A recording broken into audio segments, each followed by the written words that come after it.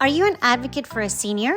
Dive into the world of one of the most respected and experienced retirement home manager operators in Ottawa. Spend 20 minutes with me to learn 20 plus years of advocating for seniors in Ottawa. And welcome to this week's episode of Speaking of Business. My guest today is Adriana Alvera, and we are at Thorncliffe Place here in Ottawa. And I can't wait to introduce you to her. She's a beautiful woman, and she does so much in our community. Today, we're going to talk about your role here at Thorncliffe. We'll talk about your journey to get to where you are. And we're also going to talk about how you manage your team, how you support your team.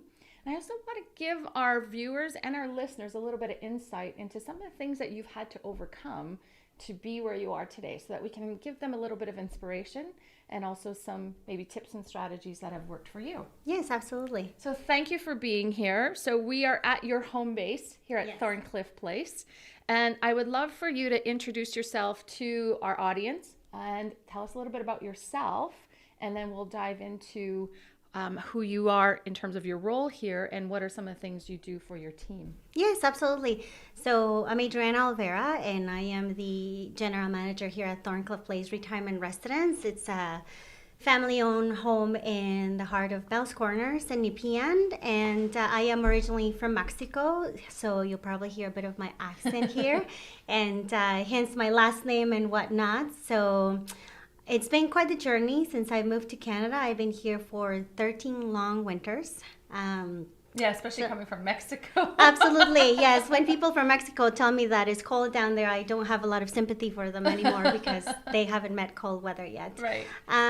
But it's been an experience, life-changing, moving to a different country, leaving my family, my career that I had in Mexico as a social worker. I no longer practice social work here in Canada, but that is my background. I used to work in a children's hospital back in Mexico and in an orphanage, so I started working with children, and when I moved to Canada and had to reinvent myself, I find myself at the other end of the journey now. I work with seniors mainly, right? So it was a learning curve. I had to learn a lot about Canadian culture. It was a cultural shock when I moved here for sure. And even though I already knew the language, I had to learn even more terminology when I started working in the healthcare industry in Canada, and just learning how the system works and how I can support my clients now in a different setting. Those were some of the challenges that I faced, but I am glad I went through the journey because I've learned a lot. I feel like I've grown a lot, and now I am able to really feel part of a community. And I have a new purpose and a new sense now that I've experienced that. How long have you been at Thorncliffe? I've been here for a little over 10 years. Oh, wow. So it's been quite some time. It's been quite some time. So you were here when I moved some clients here from my previous business.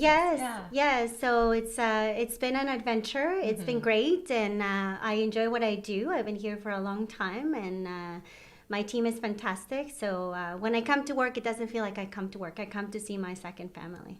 So how big is your team here at Thorncliffe?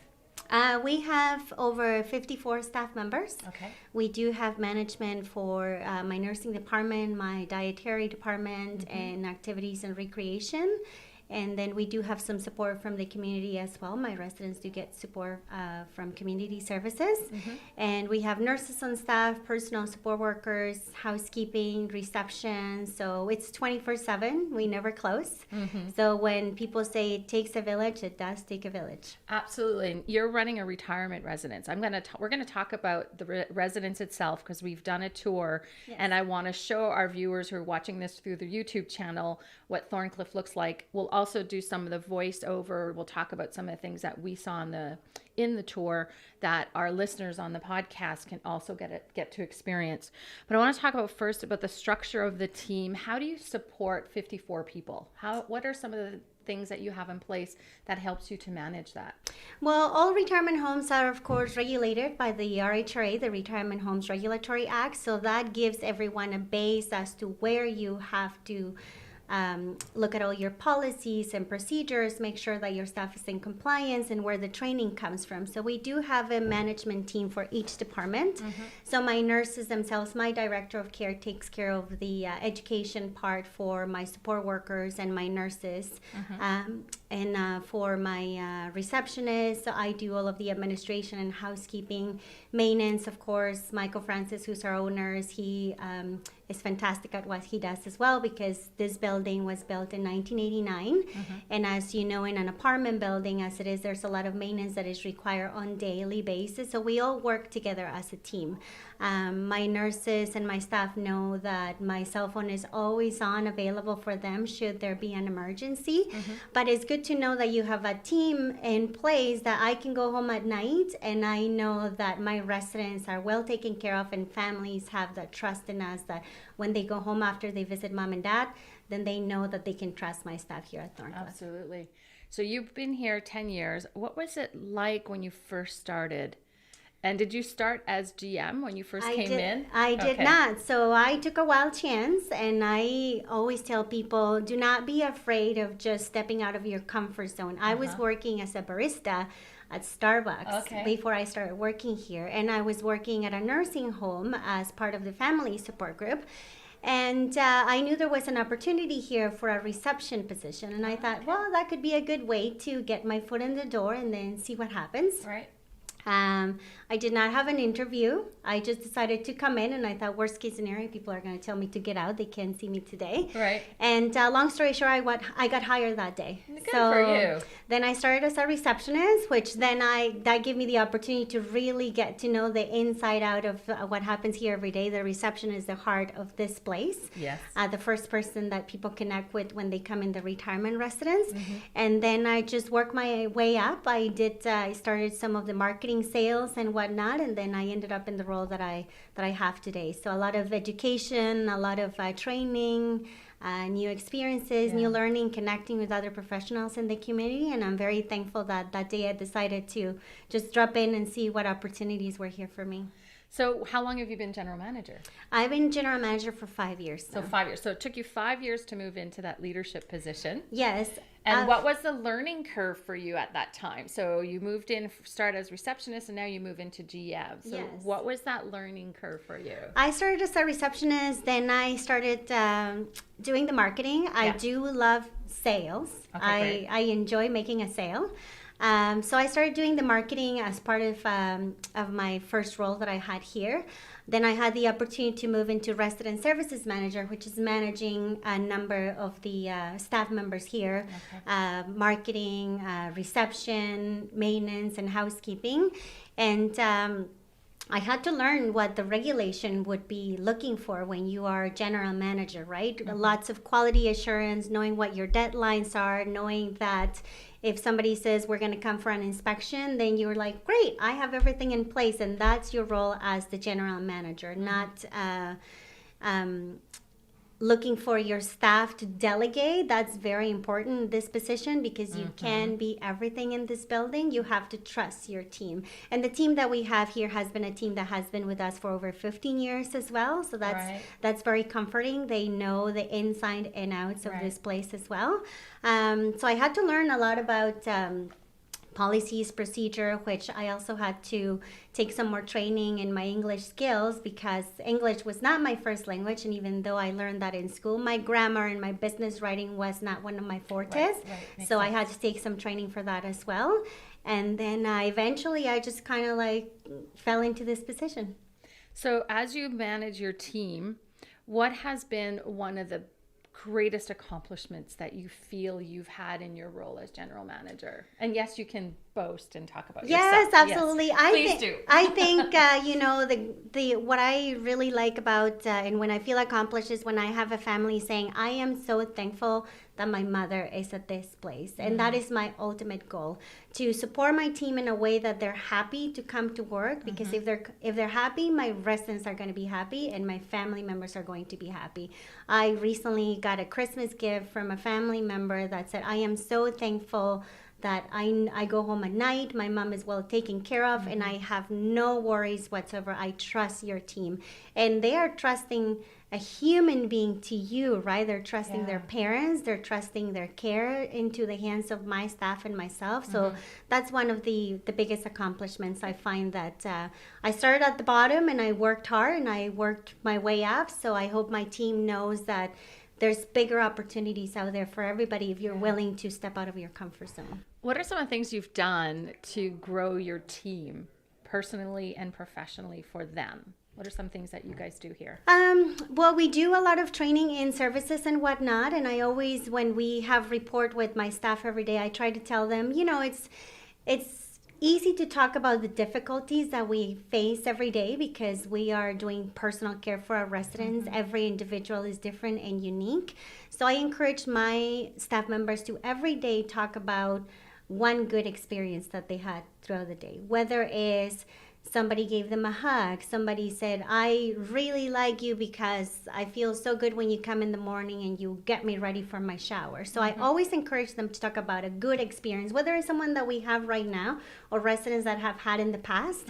So we always try to talk about positive things at shift change. So when my nurses are doing a report change, I always go to report as well, because then I want my staff to know that they are being heard, that I can hear their concerns, but also that we can have fun together as a team. What do you want our viewers and listeners to know about the ins and outs of a retirement residence? It's not scary. There's a lot of misconceptions about retirement residences, right? And we see videos of, I'll never be able to go out again, I'll never walk my dog, and I won't have any friends. If people could see the everyday life that we have here at Thorncliffe, it's actually a lot of fun. Yes, we have challenges because we have residents with very high care needs, and that is our goal, to keep our residents aging in place. We do provide independent living right up until end of life, but it's a home-like atmosphere. It's not an institution. I'm very small compared to other retirement homes. I only have 68 units, so my number of residents is very small, but we're very highly staffed. And that is some of the things that we have introduced in the last couple of years, because we want to make sure that our residents get really high quality care. So we staff high so that we can provide higher levels of care. That's great, because I know it's part of the industry I was in before I sold my previous business, and families are concerned about all the negativity that we hear about how people are treated. Absolutely. In some residences, long-term care. And what I've seen in retirement residences is really high levels of care. Yes. And I know you have that here. We've moved a few of our previous clients into this residence, and they've always had really good things to say. So it was like a homecoming for me to come here today. Yes. So let's talk about this residence. Let's shine the light on Thorncliffe specifically. So we've done a tour. We've looked at one of the suites. You showed me some of the amenities here. Let's talk about Thorncliffe and why it is such a great place for people, families, to come at least explore to see if this is a good option for them. Yes. I always tell people that there's numerous retirement homes to pick from, all beautiful ones, all unique and different, offering different accommodation and care for family members, but not everybody thrives in the same type of environment. So if families are looking for a small atmosphere where they know that the care is going to be personal, I do invite them to explore Thorncliffe Place. I know all of my residents by name. I know what they like. I know what they don't like. If they go to exercise, wear your glasses, wear your walker. He takes black coffee. He takes a double. So that's what makes Thorncliffe very personal. Yeah. And residents do not have to transition to another facility if they decide to stay with us until the very end.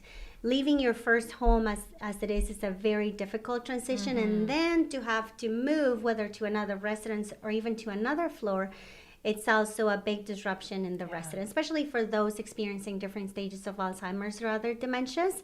So we bring the care to any of our floors. So it doesn't matter what floor the residents first came in. If their care needs change, we're going to bring the care there and still in a home-like atmosphere. And that's what the family is like. They come in, they feel welcome, they feel part of Thorncliffe Place. They're always invited to participate in any of the activities, any of our outings. We had a Christmas tea party. We probably had over 70 people, and that include friends and family members. So it's very nice to see that people want to come. They want to come to Thorncliffe because they think that this is a fun place, and also not just fun, but mom and dad have great care services. And the majority of the residents that come here is by word of mouth. So that's really reassuring that other people are going out there and saying, hey, go check out Thorncliffe Place. It's a great place to be. Right. So one of the things that we looked at was a suite. So let's look at the suite. Yes. So we walked in, this suite had high ceilings Yes. and a full kitchen. Yes.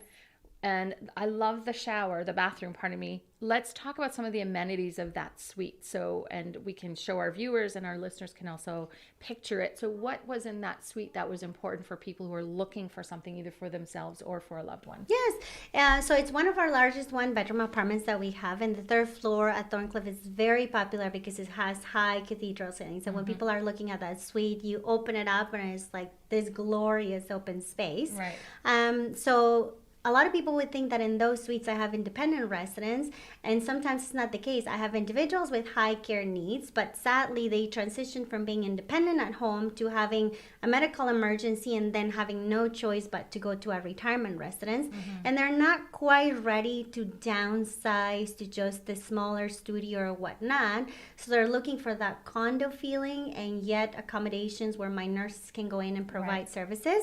Or if you notice in the bathroom, it was wheelchair accessible. So those residents that come as independent and later down the road, they transition to assisted living, they can remain in the same suite because we have made it as accessible as possible. We can accommodate couples in our one bedrooms or just single individuals. Or some of my couples, they decide to have two separate studios, and that works for them as well. Beautiful gas fireplace, the full kitchenette, so residents can decide to skip one or two meals, maybe just join us for dinner or get room service, which is also available.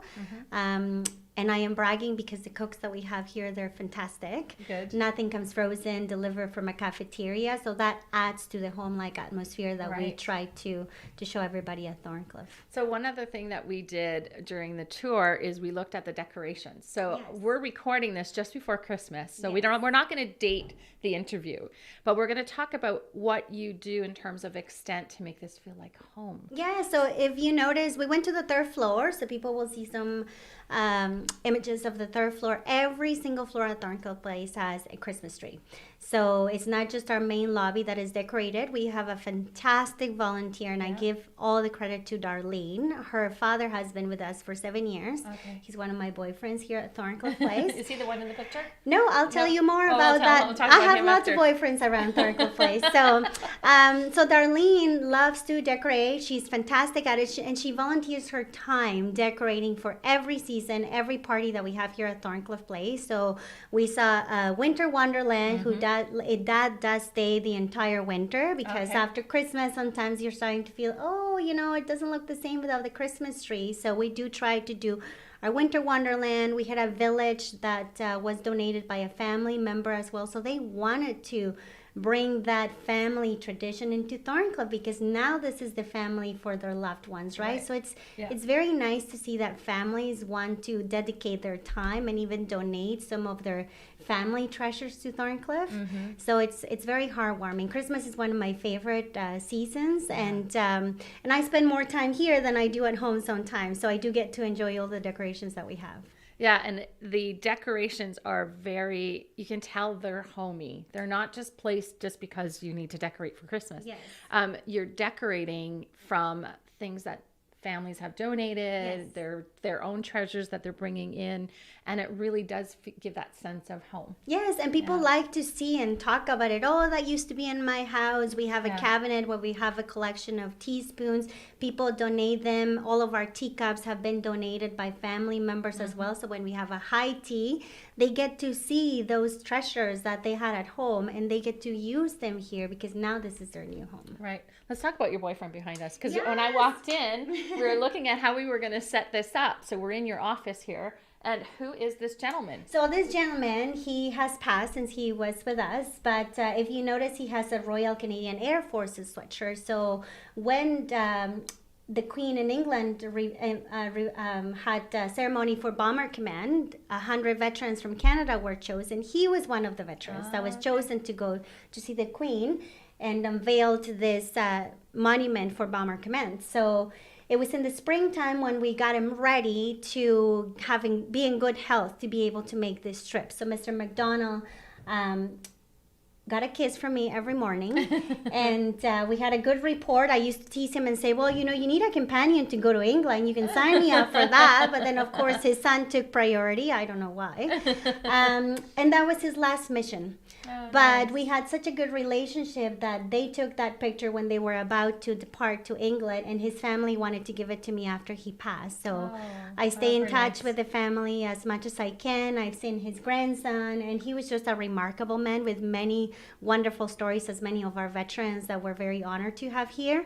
So he's always giving me the thumbs up. So when I come in, I always say, hey, I can do this, you know? Right, So that's it's great. always uplifting when I look at his picture, and it's nice to remember our veterans. And his for sure. energy is still here with you. Absolutely. Carrying you through some of the harder days, Yes. but also to remind you you're doing a great job. Absolutely. So let's wrap up with what are some of the things you're looking forward to here at Thorncliffe in your role as general manager? And what are some of the things that you'd love our viewers and listeners to know? Well, just to continue to grow our team, not just professionally, but personally as well, so that they know that they are valued. Our families, the feedback that we have is they love our staff, and we're very fortunate that we have good staff looking after our residents. So kudos to all of my team, because they are the frontliners. They are the ones looking after my residents, and we are kind of like in the background, right?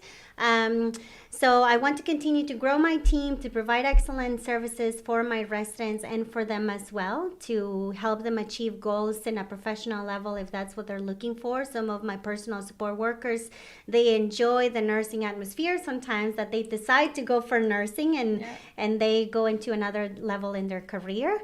And for our viewers, just to come and explore. It doesn't necessarily mean that mom or dad are going to move next month or next week here with us, but just come and visit us. Come for a meal, come for tea and coffee, and see what we have to offer.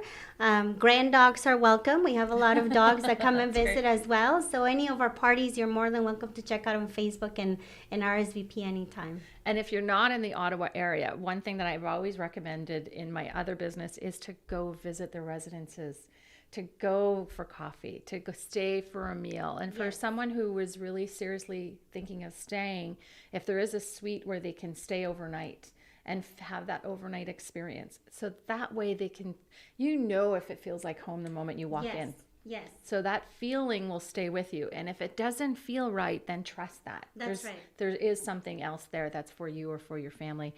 Let's wrap up with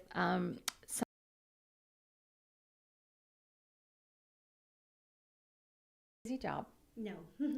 And there are days where it can be very overwhelming. Yes. What has gotten you through some of your harder days that you'd like them to know so that they may be able to apply that for themselves? You definitely need balance. And I recently listened to a podcast where they were talking about balance. And it doesn't mean that one day I dedicate just to family, one day I dedicate to do my quality assurance. Balance means being 100% present in whatever you're doing. So when you come to work and you dedicate your time to your team, make sure that you're 100% present for them. Take the time to listen. A lot of them have fantastic personal stories, and it gives you a better understanding as to how they function every day, what kind of relationship they have with your residents, why they're not having a good relationship with your residents, because these individuals are human beings as well, that have a story, that have a family. So get to know them, get to connect with them, get to connect with your families. I know that sometimes it's scary because you don't want to cross the line between being professional and becoming a friend, because that's not your role as a general manager. But listen to the stories that families have to tell you. A lot of them are grieving the loss of mom or dad as they were when they were back at home. So work through that process with them. Work through that grieving process with them. But be there for your staff. There are hard days. But then take the time to read emails where people tell you how wonderful you are at your job. So that says a lot. And be 100% present in whatever you're doing every day.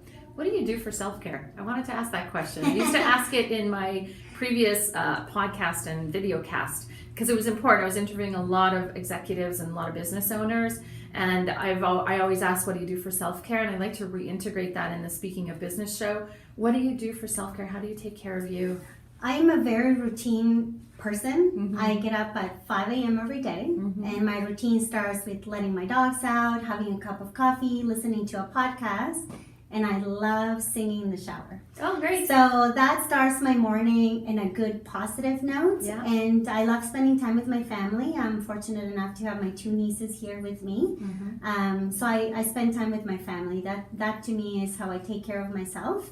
And then connecting with other people in the community, because not everything is always 100% positive. So to have support of other professionals like yourself and other fantastic women that I have the opportunity to know, and just get together and say, hey, today was a terrible day. Let's talk about that. So that's important, to know that you're not alone and to reach out to other people. There's no shame in that. Thank you for being here. Thank you for having me. How do they get in touch with you?